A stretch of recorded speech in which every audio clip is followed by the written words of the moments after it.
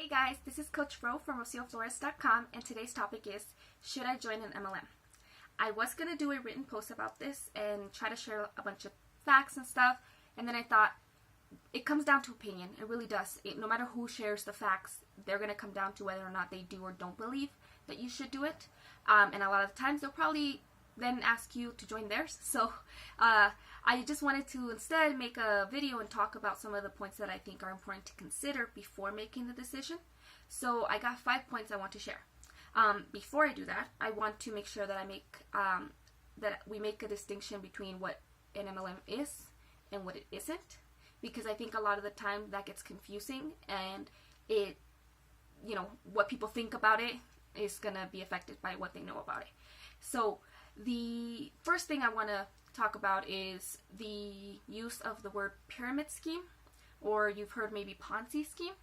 So a Ponzi scheme actually refers to a very specific case where a company did a scam and it affected a bunch of people, and it was based off a pyramid structure. So then the pyramid scheme thing came about, and so I want to make sure that you understand what the pyramid or where that comes from. So in an MLM company, there's a product, service, program that's sold, and you will become a representative that sells that product. You then get other people to also sell that product, and they get more people to sell that product. So you end up with a pyramid structure. You, then a ton of people, and blah, blah, blah, blah. It becomes a pyramid, right? So that's why it's called a pyramid scheme by a lot of people, because it follows that same pyramid as a actual scheme. But you got to realize that normal companies do too. So in any company, in any major company, you're going to have like the CEO, and then you got the management people, and then you got like directors, and then you got, the managers and stuff, and then employees at the bottom, and it becomes, again, a pyramid. So just because it's structured that way doesn't mean that that necessarily is a scheme. The big difference in the way that you want to notice whether or not it is a pyramid scheme is whether or not there's an exchange of goods. So with a Ponzi scheme, they will ask you to recruit people, and they'll say, you're going to make a bunch of money because those people will pay you money and those people will pay them money. And so, yeah, you're making money, but there's no exchange of goods. That means that you're just passing money around, taking it from the lowest to the highest person. And so, obviously, if your company that you're talking to is, if they don't sell anything and they just kind of want you to give them your money, then stay away from that. If you can, report it, because it is illegal. And then I want to make a distinction between an MLM and an affiliate company. So in an affiliate company, you have a product. So let's say it's like a shampoo, and I really like it, so I tell my friends about it. And then I give them my link. They go to the website, buy it, and I get like 5%. It doesn't change their price. They buy it normally, and if they want, they can then do the same. But the difference is I'm not going to get a cut of any money they make or any sales. And it's not like a sale. It's just you referring it to people. Versus an MLM, I would get a percentage off of what they bought. They would get a percentage of the people that they sell it to, plus I would get a percentage of those people as well. And so that's kind of the difference, or the major difference between that, an affiliate company and an MLM. And obviously MLM stands for multi-level marketing. Duh. So if you're talking to somebody and you're trying to figure out whether or not this is a good idea, you want to make sure, first of all, that it's a legit company. If you're not sure, look it up. Do your research, because there are some companies out there that have been, they've gotten in trouble for doing schemes and stuff, even big ones. So definitely look it up. So you want to make sure that you ask those questions. Ask them to the rep and look it up for yourself. What I like to do is I look up the company and then I look up the word scam next to it and see what comes up. That way I know what the consensus about their legitimacy is. But there's also companies that are, they've been around forever, like Avon, Mary Kay, I think Tupperware, that kind of stuff. They've been sold for such a long time. Everyone knows who they are. Everyone knows, that it's a MLM company and they're trusted. But a problem with some of those really big companies is that they're overly saturated. So when I tried to sell Avon, everyone was selling Avon. So I was trying to go put my books at the laundromat and at the stores, and they already had books there. And I would talk to friends, and they already had an Avon lady, or their aunt sells it, or their mom sells it, or their one. So it was actually really hard because everyone had it. But then there's companies that they've only been around for 10 years, and they're not known a lot, but they are big enough that they're stable, they're making money, and their products are useful and relevant. And so you really want to look up the history of the company, make sure that that it's a possibility for you to grow with the company. And then you also want to, it's your decision if you want to go with the risky company. There are some companies that are just started, like they've been around for 2 years or something, or some that will tell you that they're about to be started and they're looking for people to sign up before they launch. Personally, I think that's super risky, and unless you're willing to lose your money, I wouldn't do it. But if you let's say you've got extra money and you have the time and it's not going to affect your life, then if that's up to you. If you want to try, especially if you trust the person or it's your friend or something like that, that's up to you. But if you're looking for something really legitimate, I would really do my research on the company first. And there is tons of companies. There are companies in everything.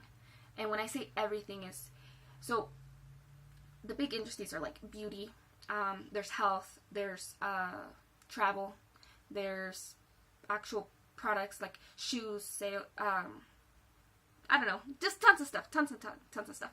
But these days, there's even like, you can join wine companies, you can join, there are even marijuana ones, because it's legal in certain states, that it's now an MLM.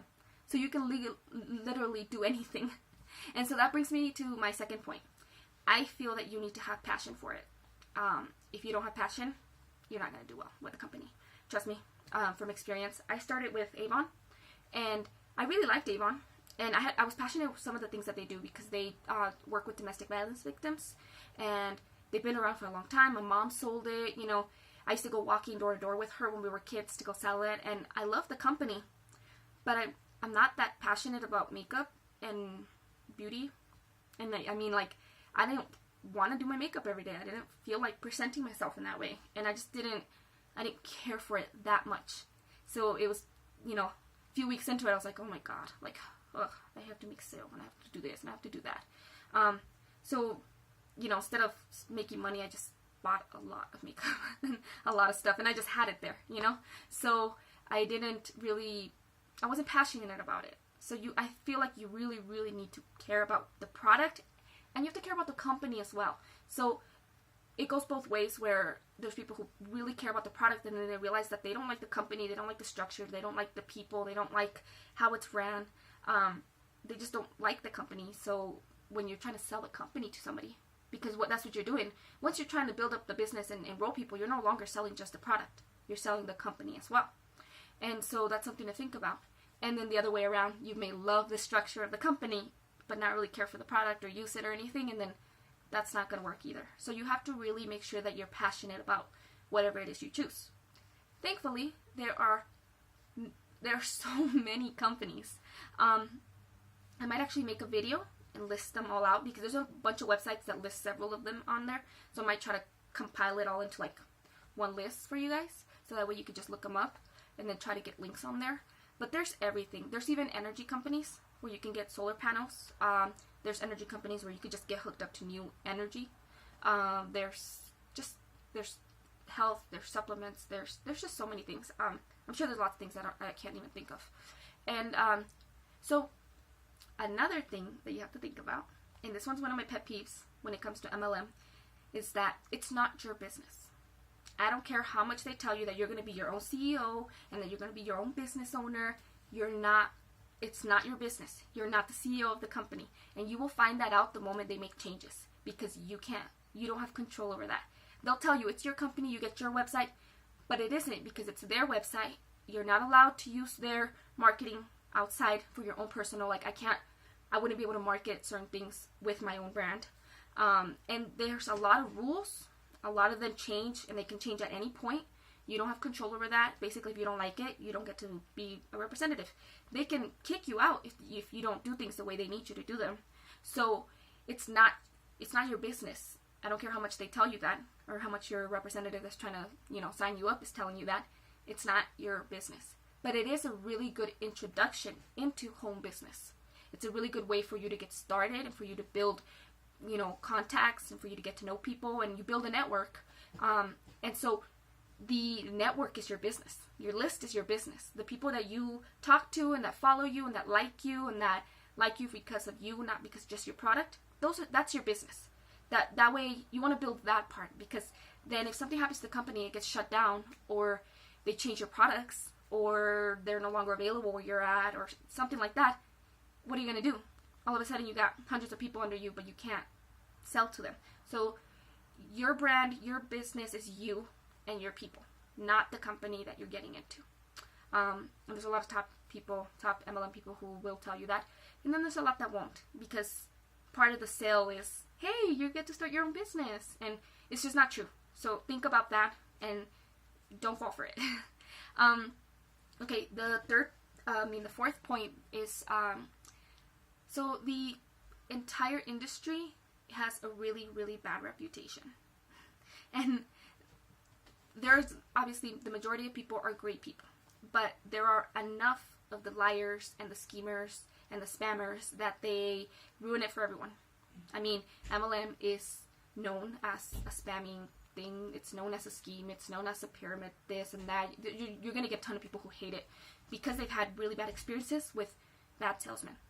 And you're going to get compared to a car salesman, and with those kind of bad sales practices where you're forcing people to buy stuff and you spam the crap out of your newsfeed on Facebook. And there are legitimate ways to build this business and to make sales and to provide value to people, but there are also a lot of ways to do it wrong.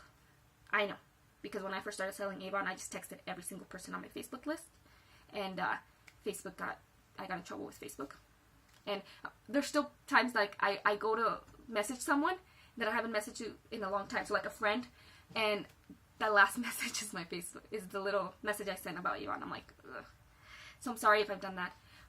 When I was working with another MLM company, they had us, and this was in the beginning, and it didn't feel right, but I was just trying to start, and so they had us send a scripted message to everybody, and they're like, just look for people on Facebook and just send them the message before even friending them. And I did it for 3 days, and then I just felt bad. I didn't like it, and I didn't feel right doing it. And, so when they would ask me, well, why haven't you done this? Or, why aren't you making this money or this sales? Or how many people are you talking to? And I was just like, I just don't know what to do, because I don't want to do what they say. It didn't feel right, but I didn't know how else to do it.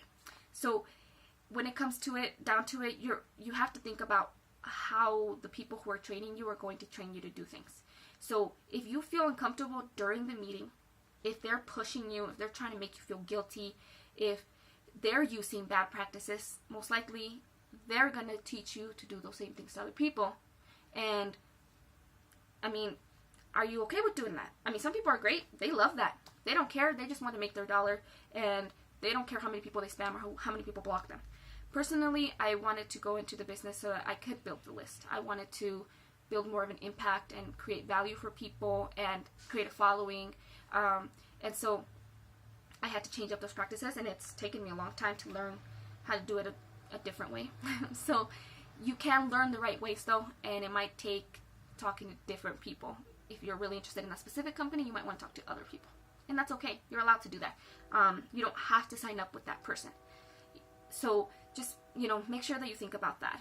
And then along with that, the next point is to think about compensation.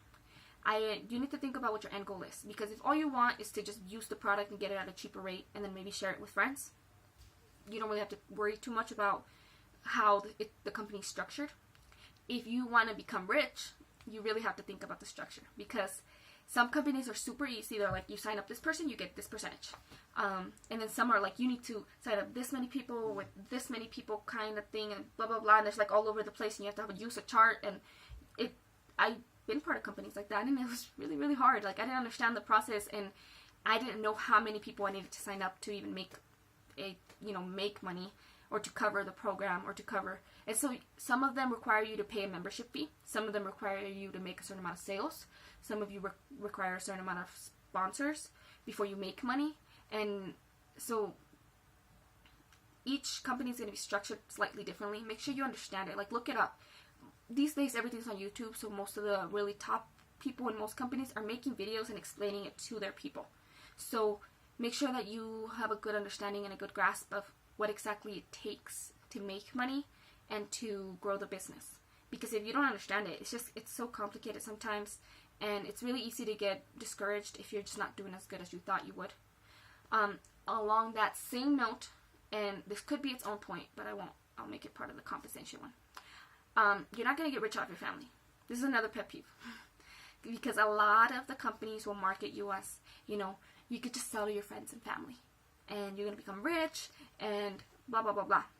So my question is, if the reason I'm starting a company is to help my friends and family, then how am I going to get rich off of my friends and family? So you have to understand the warm market versus cold market aspect of any business is that, your warm market is your friends and your family and the people around you who, you could sell things to, and you already know, and you don't have to build up rapport. Your cold market is everybody else that you meet on the street, the people that you talk to on the phone, the people that you meet online. And there's going to be a point where you can no longer sell to your warm market because they bought all your products, or they're tired of you coming to them to buy stuff and supporting your business. And you have to, if you want to grow, you're going to have to talk to other people. And so don't think that you're going to be able to make an entire multi-million-dollar business just by selling it to your friends and family, unless you have like a shit ton of family. So those are some points to think about. Okay, the first one was make sure it's a legitimate company. The second one is make sure you have passion for the company. 3, make sure that you understand that it's not your business. 4, make sure that you,